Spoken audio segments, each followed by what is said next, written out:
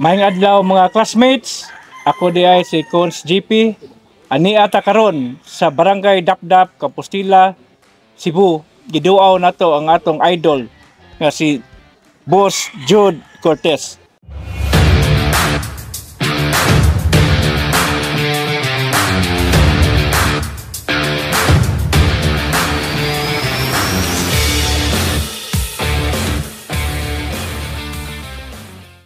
Unsa may napaagni nimo na magbuhi og manok?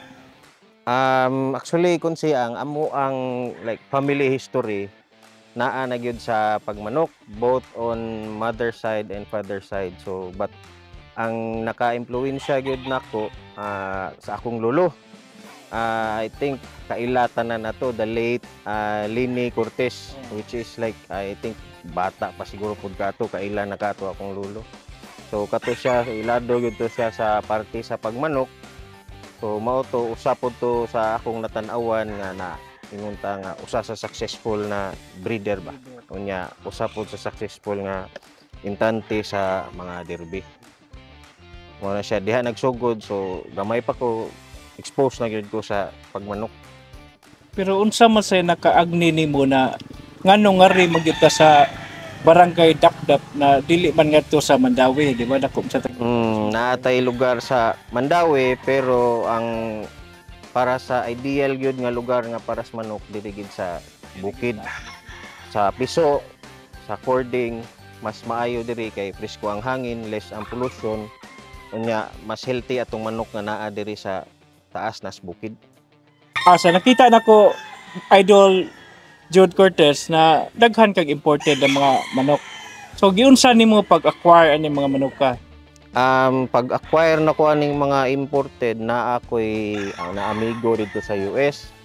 Siya ang nag-select sa mga bloodlines in which nga ako ang gusto. Moadto siya sa breeder nga ako ang gusto. Sila pod like usa sila sa mga selector sa mga big farm sa not only in Cebu, mostly Luzon, Visayas, Mindanao area sila ang nag-select. And then usasad naa akong papa dito sa Amerika, so which is another advantage nga maka-select sila personally dito sa US. So mas kuan man gud kung naatay kanang kaila nga mo select personally dito sa kuan sa farm sa ato ang gusto nga breeder ba. Dito sa US. Ka og locally bred diri sa Philippines. Nagkuha ko kunsi. In fact, selected ra kayo. Daghan kayong maayo nga local breeder diri sa tuwa, pero ang ni fit gyud sa ako ang pili ilaha ni Attorney John Mendoza nga bulik, iyahang mga puti. And then kang kuan pod kung idol si the late Mayor Nini Aguilar. Dito gyud ko first naka-acquire og local nga line which is ang Allen Roundhead. Mamang gyud toy sikat ni kuan dalit Mayor Nini nya usa pod last year nakakuha ko ni manok ni Iwin sa iyang mga white. So karon na white Iwin's white na ilahang tawag. So nagisgot naman tag mga bloodline ni Nini Aguilar. So mungutana lang sa kunimo idol ba kung unsa gyud imong mga bloodline dire sa farm na to. Okay. So, kuan sa mga imported, medyo daghan-daghan pud tag imported diri. Naatay Larry Romero nga sweater, yellow-legged hatch, nya kang rat graves, naatay McLean, naatay Leaper hatch, and then kang Gary Gilliam pud nga roundhead naata, both white leg and yellow leg side. So, then naapod tay nakuha nga Kelso gikan ni Elm Run Farm, Andrew Breeze ug kanang black bay-ubay gyud tag bay-ubay gyud atong import diri kay para nako mas competitive siya kung ang imuhang local krusan nimo sa imported para nako productive kayo siya. So karon kung nagisgot man tag breed, mga pila imo ma-produce gyud idol? Every year since ang akong lugar dili pud kayo dako kay ang amo diri which is na inisud man kog commercial. So harvest, baligya, then harvest, baligya. So from kuan lang cord, limited naman akong cord area. So mostly before pa na siya makuan harvest, na sila yung mga buyer. So, mao na siya nga. Naalang ko kuan every year maka-produce ko 500 to 600 stags a year. So so far okay man ang production nato karon. So sa kadaghan nimo na produce ba, di ba? Nag-isgot kag 600, di ba? Sa kadaghan na, di ba? Kasagaran lisod man na pag-produce. Unsa may sikreto nimo ana gigamit sa imo mga bayi o blaki or sa mga piso sad? Idol. Kuan ang akong gamit inigsugod pa lang sa breeding, inject ka material na to Tiabex, then once nakasalang na ang akong nagamit gyud Vitaegg, and then later once na nay piso diha na ta sugod multivitamins, electrolytes, which is ang Multilite gyud akong sige gamit.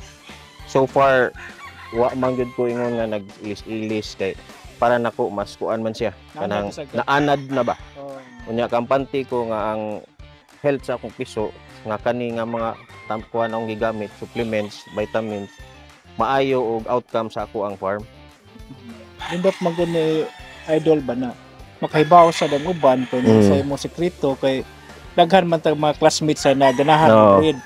Gani na ko'y mga kaila nag-breed sila unya mga matay lang sa. So mo importante kung unsay mga pamaagi na mudaghan ng ilang piso unya ang piso mabuhi gid. Kay ang pagpapiso usahay dili kana sayon ra. Pero ang pagpabuhi sa piso na mahimo og dako mo na siya crucial stage. Crucial, di ba? So mo gyud importante labi na dinaghan gyud. Dinaghan gyud nya. Kuan ang pinaka ko ano to kanang yung prevention is better than cure, di ba? Piso mo nang amoxicillin forte ato ang gamit, and then so far sa range area healthy gyud sila, and then inig harvest pod namo diri ligo dayon mo na siya MIB. Ang mang MIB dako kay tabang namo since ni sud mi og commercial breeding, inig harvest namo 4 months and a half MIB, maturukan ni mo MIB kaduha ana mature dali kay mo mature imong stags mangisog dayon. So namo nga naa mi naghuwat nga mga buyer importante nga dali mo mature among stags, dali mangisog, dali mahalin. So mo nay amo ang routine diri from breeding until cording na. Idol, since OFW man ka Idol, diyon sa nimo pag-manage diri farm na ay inyong kaliwat taga Mandawi unya naa karon sa Dapdap Kapustila, layo-layo gyud sa layo. Kuan lang kun si ang diri man gud naa ko'y tao diri si I think kaila ug ako makaila gid ang mga tao nga singing ang nagatiman sa manok diri. And then if wala ko sa support sa akong pamilya, akong mama, akong mga igagaw, mo tabang pud sila diri na kinahanglanon nga angay isaka na naipalitonon diri sa farm na ay mga ipatrabaho. So far ang support pod sa akong pamilya naa man nya ang importante ang imong pamilya, imong asawa, imuhang nga like imong close family kuan ba mo suporta nimo nya kuan pod ang diri sa farm naa singing na koy mga tao dinhi sa farm sila pod ang main man gyud diri kay if wala ko, since OFW good ko, so credit yun nila tanan from pag-atiman sa piso, from cord, conditioning, naagid ako ang mga tao. Idol, kintahay na tay viewers karon unsaon pag-acquire sa imong mga bloodlines o imong mga manok? Kuan naatay Facebook account sa farm anang J Cortez Game Farm unya naghimo kog second account karon kay daghan naman. So ang ikaduha kanang J Cortez Compostela unya pwede ko ninyo ma-contact directly sa ako ang number 0945-395-1705. So pwede ra ko ninyo i-message through Messenger or WhatsApp. Kaya ang OFW mo good WhatsApp ang kanang medyo kuan sa communication ba, pero sa Messenger sa katong duha ka Facebook account ang gi-mention, pwede ra ko ninyo ma-contact. Idol, isip usa ka OFW, unsa may imong ma-advise sa uban na OFW na gusto sad magbuhi og manok? Kuan ang number 1 tip nako, before mo mangita og lugar, kinahanglan naa mo'y tao nga trusted. Kinahanglan na kay sayang inyong investment na mo'y lugar, na mo'y facility, pero ang inyong problema inyong tao. So before mo start, kinahanglan inyong tao gyud maoy number 1 nga kanang imuhang select nga honest ba? Honest, mga wa ang uban. Oh, aside sa mga wa, ang imuhang kwarta ano gun ba? And then ikaduha na ng lugar, facility, then ang manok. Tawahin na ng manok, ang uban unahon man ng manok. Di ba? Tungod sa kadaghan, number 1 unahon nimo tao, lugar. Ang manok mosunod ra na. Salamat kay sa advice nimo, Idol Jude Cortez. Usbon ko, ako si Cons GP. Ako si Jude Cortez sa J Cortez Game Farm. I am born to breed.